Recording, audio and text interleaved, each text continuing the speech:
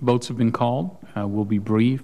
I thought all three testimonies were very interesting. Dr. Biggs, if more seniors read your analysis of the cost-benefit analysis of working late in life, and Congress doesn't take steps to reform, I think we've got a bigger challenge on our hands, Social Security, than we do today.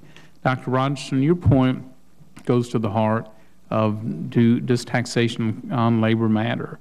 Your point is that over the last 40 years that that labor taxes in America, or frankly labor taxes among our OECD competitors, have risen at 3 times the rate of the United States.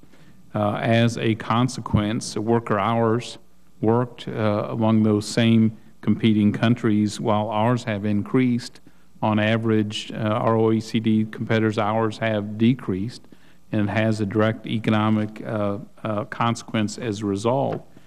You make the point that if the tax rate on labor is increased by 10 percentage points, hours of work will decrease by more than that, 12.1%. Another way to look at tax rates to calculate the after-tax return. My question is, if the tax rate is 25% and the after-tax return is 75%, I asked my staff to recalculate your data on that basis. They concluded that a 10% change in the after-tax return to labor would result in 6.8% change in hours worked. Would that be consistent with your results?